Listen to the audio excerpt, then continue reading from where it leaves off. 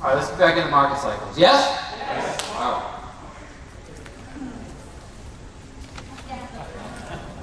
All right, so this is what market cycles really look like. And as you see, they go up, they come down, they level off, they go up, they come down, they level off. When they go up, the beautiful thing about the market cycles is after they peak, they never really come back to their original state, unless you're in a city like Detroit. Because Detroit has come way, way, way down. That's very unusual. But if you happen to be buying in Detroit and you live there, well, first of all, you got to be really careful. You got to be in the best areas of the town, the city of town. Anybody from Detroit? All right, so you got to be from the best areas. You too? You got to be investing in the best areas. You know, in Detroit, there's like neighborhoods that are just vacant.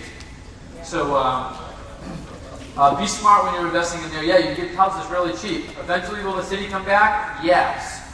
But one of the good strategies in that market might be to buy a house for $1,000, $2,000, put a Section 8 tenant in there, and have them pay you $400, $500, $600, $700 a month for Section 8. That's a really good strategy in that particular market. Accumulate a lot like that. It's government guaranteed. But again, still make sure that it's in a good area and make sure it's de-leaded. So, like when I started investing in Brockton was a lot like Detroit. Nobody wanted to invest there. It had gone through 20 years of blight. The only reason I was there was because things were cheap, and I didn't realize at the time that buying cheap is sometimes not the best thing to do. But I did, and I got a lot of experience doing it. And then Brockton went up, and I was buying properties for $40,000, $50,000, $100,000, sometimes for $15,000. I bought a property from a bank for $2,000. I wrote them a letter and said, hey, your property's on the tear down list. Did you know the city's going to charge you $15,000 to tear it down? And in the same letter I said, but I'll buy it from you for $2,000. And they sold it to me. You should check your city ordinances and see if they've started creating the tear down list. Because that's what they'll start doing. Because blight comes in and prostitution and drug dealing happens and vacant properties. And then start notifying the banks. Find out what it's going to, because they'll charge the owner to tear it down. Find out how much they're charging. You can get deals like that. One time, the Boston Herald had an advertisement. 3-family properties, $15,000. Buy one, get one free. Serious, that's how bad it was when I started investing. So then the market increased, and I started buying more and more properties, and it finally peaked out at about here, where I was selling these 3-families that I was buying for $100,000 for $400,000 and $425,000 in 4 or 5 years' time. My cash flow had doubled and tripled and quadrupled. It was just a beautiful thing. Now Brockton is back to where it was. You know, I kind of graduated from investing in Brockton, even though I own still 7 properties there.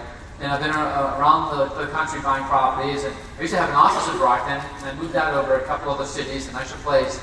And I hadn't been in Brockton for a while. I've been about a good year and a half, 2 years, because I have other people manage those 7 properties, and other people do the maintenance. And then I saw on the news, they're having this news magazine that was talking about Brockton, and how Brockton was looking to rebound. And I thought, looking to rebound? They had already rebounded. New government had come in, schools had been created, and it turned out to be a good place to live. Well, apparently it went down the other side again, just like everything cycles, and properties started selling. They're now back down to 150, 125, 150,000. So even at 125, 150, they're still not down here where I was buying at 40 and 50,000. I bought a lot of them at that point. So they go up, they go down, and then they go, they flatline. And it flatlines until jobs come in. So this is where jobs come in right here on the flat line. And then the job creation promotes what's happening in the marketplace. It actually brings new people in, brings new jobs, and people migrate behind those jobs. And it's a good thing. Now, the one thing that happens too is there's this thing called the affordability index. So you want to write that down. The affordability index. And what it states is how easy is it for the average homeowner to qualify or afford the average home price. So how easy it is for the average homeowner to afford the average home price. When it's 1, it's good. The number 1 is good because it means that the average homeowner the average wage earner can afford the average home price. When it's high, That's even better, because that means that people are making more money than housing costs. When it's low, it means that people are making less money than housing costs. Housing is very expensive. When it gets to 0.75, 0.8, that's a good time to start doing condo conversions. When the affordability index gets to 0.75, 0.8, start looking at it as an exit strategy for condo conversions. You can get the affordability index at your state realtor association. Don't ask a realtor. Most realtors don't know what it is. Call the state realtor association, and they'll tell you what the affordability index in your particular area is. Now, in LA and Boston, the affordability index is still down to 0.4, 0.5. Good time to be doing condos. Only if you buy them right. Most condo converters got hurt really bad in the last downturn, didn't they?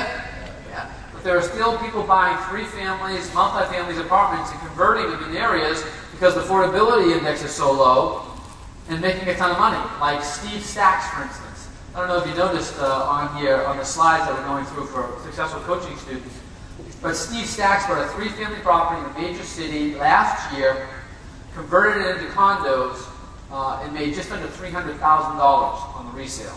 Is that good? Yeah. In a market where people think condo conversions don't work. So it all depends on how you're buying it.